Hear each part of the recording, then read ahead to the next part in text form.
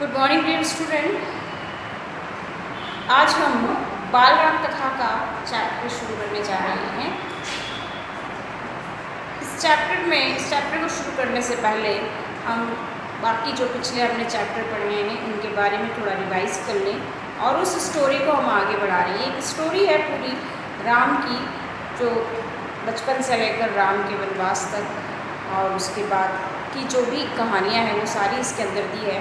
तो हमने अभी तक पिछले जो 4 चैप्टर्स हैं उनमें हमने क्या क्या पढ़ा उस पर हम एक बार पूरा उसको रिवाइज करके फिर हम आगे के चैप्टर की ओर बढ़ेंगे। तो हम इस चैप्टर 5 जो इसमें 4 चैप्टर हमारे हो चुके हैं, चित्रकूट में भरत, यहाँ से हम शुरू करेंगे।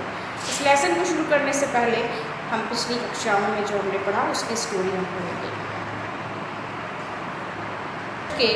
राजा दशरथ अयोध्या के राजा थे। उनके 4 पुत्र थे, राम, भरत, लक्ष्मण, शत्रुघ्न। उनकी 3 रानियां थीं, कौशल्या, कैकेयी, सुमित्रा। वे अयोध्या के राजा थे और उनके पहले कोई संतान नहीं थी। फिर उन्होंने पुत्रेष्टि यज्ञ किया, फिर उनके 4 पुत्र हुए। सबसे बड़े राम थे और राजा दशरथ को राम से अत्यधिक स्नेह था। वैसे तो वे सभी पुत्रों से स्नेह करते थे, पर राम, चूँकि राम सबके आज्ञाओं का पालन करते थे और सभी भाइयों में सबसे बड़े थे, सबका ध्यान रखते थे, इसलिए राजा दशरथ का राम पर अत्यधिक प्रेम था। एक दिन विश्वामित्र दरबार में आते हैं, सभा में आते हैं और दशरथ से राम और लक्ष्मण को अपने साथ ले जाने के लिए कहते हैं। तो राजा दशरथ बड़ी चिंता में पड़ जाते हैं कि वे राम के बगैर कैसे रहेंगे, कैसे वे राम को भेजेंगे, लेकिन गुरु वशिष्ठ के कहने पर वे उन्हें उनके साथ भेज देते हैं। जंगल में जाकर महर्षि विश्वामित्र के साथ जाकर राम और लक्ष्मण वहाँ उनके यज्ञों की रक्षा करते हैं और जो राक्षसों का नाश करते हैं और वहाँ रहकर वे बहुत सारी युद्ध की विद्याएँ सीखते हैं। महर्षि विश्वामित्र के साथ वे जनकपुर जाते हैं और वहाँ पर उनकी मुलाकात सीता से होती है और सीता से उनका विवाह होता है और उनकी राजा जनक की 4 पुत्रियों का विवाह अयोध्या के राजा दशरथ के 4 पुत्रों से हो जाता है। विवाह के बाद वे अयोध्या आते हैं, सभी अयोध्यावासी उनका स्वागत करते हैं और पूरे अयोध्या में खुशियाँ ही खुशियाँ छा जाती है। विवाह के बाद राजा दशरथ सोचते हैं कि अब मैं काफ़ी बूढ़ा हो गया हूँ और अब मुझे अपना कार्यभार अपने पुत्र राम को सौंप देना चाहिए। तो ऐसा सोचकर वे सबसे चर्चाएं करके और राम को अयोध्या का राजा बनाने का निर्णय लेते हैं और राम के राज्याभिषेक की तैयारियां शुरू हो जाती है। अब पूरे नगर में उत्सव का माहौल हो जाता है, सब लोग खुशियाँ ही खुशियाँ हो जाती हैं, सब लोग राज्याभिषेक की तैयारियां करना शुरू कर देते हैं। तो ऐसे में रानी कैकेयी की एक दासी मंथरा होती है जो बचपन से रानी कैकेयी के साथ रहती थी और उनका ख्याल रखती थी। तो वो रानी कैकेयी को कुछ ऐसी सुनती है कि राम का राज्याभिषेक हो रहा है, तो उसे बड़ा वो गुस्सा सा आता है और वो गुस्से में रानी कैकेयी के पास जाती है और उन्हें कुछ कहानी बना कर कि ऐसा नहीं होना चाहिए, वो नहीं होना चाहिए। रानी कैकेयी तो राम को बहुत प्यार करती थी, तो उन्होंने कहा नहीं राम को राजा बनाना सही है, लेकिन रानी मंथरा अपनी बातों में रानी कैकेयी को उलझा देती है और फंसा लेती है और उन्हें बहलाने फुसलाने का प्रयत्न करती है और वे कहती है कि नहीं, राम को नहीं, भरत को राजा बनना चाहिए, भरत ही राजा के योग्य है और तुम दशरथ से, महाराज से तुम 2 वरदान मांगो। तो इस तरह कैकेयी उनकी बातों में आ जाती है, मंथरा की बातों में, और महाराज दशरथ से 2 वरदान मांग लेती है। पहला वरदान ये मांगती है कि राम को 14 वर्ष का वनवास दिया जाए और भरत को अयोध्या का राजा बनाया जाए। तो ये दोनों वरदान जैसे ही वह राजा दशरथ से मांगती है तो महाराज उनकी बात सुनकर, कैकेयी की बात सुनकर बेहोश हो जाते हैं। उन्हें कोई होश नहीं रहता है, वे सोच भी नहीं पाते कि कैकेयी इस तरह से मुझसे 2 वरदान मांगेगी, वो भी राम के राज्याभिषेक के ठीक पहले। तो वो मूर्छित हो जाते हैं, बेहोश हो जाते हैं, उन्हें होश ही नहीं रहता है, बहुत दुखी हो जाते हैं। अब ये खबर राम तक पहुंचती है और राम तो बहुत आज्ञाकारी थे, इसीलिए उन्हें मर्यादा पुरुषोत्तम कहा जाता है कि वे अपनी मर्यादाओं में रहते थे और अपनी मर्यादा का पूरा ध्यान रखते थे।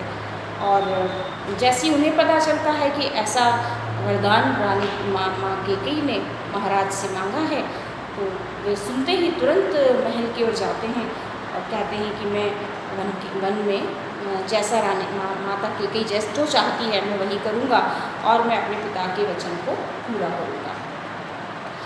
रानी कैकेयी खुश हो जाती हैं। अब राम वन की ओर जाने की तैयारियां शुरू कर देते हैं। तो राम वन में जाते हैं, तो बहुत उनके वन में जाने पर सब बहुत दुखी हो जाते हैं। पूरा अयोध्या बहुत दुखी हो जाता है। सब लोग राम के जाने पर मातम सा छा जाता है, शोक सा छा जाता है पूरे अयोध्या में, और सब अयोध्यावासी उनके पीछे पीछे भागते हैं। ये हमने यहाँ तक इस लेसन में पढ़ा, राम का वन गमन। अब इसके आगे राम वन में जाते हैं तो पीछे से महाराज दशरथ की क्या स्थिति होती है, वे बहुत दुखी हो जाते हैं, मूर्छित हो जाते हैं, उनकी मृत्यु हो जाती है, तो बहुत ही ज़्यादा उनकी हालत ख़राब हो जाती है और अंत में उनकी मृत्यु हो जाती है। उनकी मृत्यु की खबर सुनकर भरत अपने ननिहाल रहते हैं और भरत वहाँ से दौड़ते हुए तुरंत वे सुनकर ही तुरंत वे अयोध्या की ओर आ जाते हैं। और अयोध्या में आकर वे जब देखते हैं कि ये सब कुछ इतना उनके पीछे से हो चुका है, उनकी माँ ने ऐसा उनकी माता ने किया है, तो वे बहुत दुखी होते हैं और क्रोधित भी होते हैं भरत कि ऐसा कैसे तुम कर सकती हो माँ, तुमने राम जैसे मेरे भाई को मुझसे अलग कर दिया, पिता की मृत्यु का तुम कारण बन गई।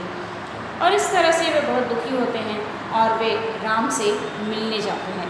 राम उस समय अपने अयोध्या को छोड़कर अयोध्या से निकल चुके होते हैं और वे चित्रकूट में विश्राम कर रहे होते हैं। वहाँ चित्रकूट में वे थोड़े दिन ठहरते हैं। तो जैसे ही भरत को पता चलता है कि राम चित्रकूट में है, तो वे तुरंत चित्रकूट जाने के लिए तैयार हो जाते हैं। तो इस लेसन में इसके बाद का अगला लेसन है चित्रकूट में भरत।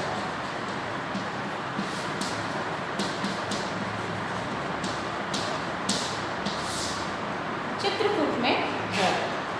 तो अगले इस लेसन में चित्रकूट में भरत, इसमें हम यही पढ़ेंगे कि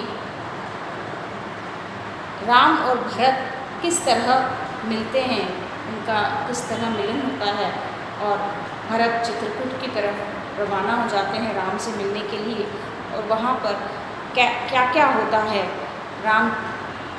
भरत राम से किस तरह से लिपट कर रोने लगते हैं और उन्हें बहुत दुख होता है और वो बहुत क्रोधित होते हैं कि ऐसा निर्णय क्यों लिया उन्होंने। इस तरह सभी घटनाओं को इस लेसन में बहुत ही अच्छे से बताया गया है, उन सभी घटनाओं को। तो इस लेसन में हम यही देखेंगे, दोनों का यही पढ़ेंगे कि राम और भरत का मिलन किस प्रकार हुआ और भरत राम से कितनी शिकायत करते हैं और कैसे लोग देखते ही रह जाते हैं दो भाइयों का मिलना, और लोग सभी की आंखों में आंसू आ जाते हैं कि इतना प्रेम, भरत इतना प्रेम करते थे राम से कि वे रह ही नहीं पाते हैं। बहुत कहते हैं राम को क्या फिर से अयोध्या लौट चलिए, फिर से अयोध्या लौट चलिए, लेकिन राम वचन का पालन, वचन के प्रति समर्पित थे और वे अपने वचन पर पूरी तरह प्रतिबद्ध रहना चाहते थे। वे नहीं चाहते थे कि पिता का वचन टूटे और माता कैकेयी ने जो भरोसा उन पर किया है वह टूटे, इसलिए वह फिर से अयोध्या नहीं जाना चाहते। तो इसी तरह की घटनाओं पर आधारित है यह अध्याय। तो हमने राम का वनगमन हमने पढ़ा, उसके बाद अब हम पढ़ेंगे चित्रकूट में भरत। ठीक है, तो इस लेसन अगला लेसन हम यही पढ़ेंगे। अगले वीडियो में इसी लेसन को मैं एक्सप्लेन करूँगी। आप ध्यान से सुनिएगा, लेसन को पहले से पढ़ के रखिए।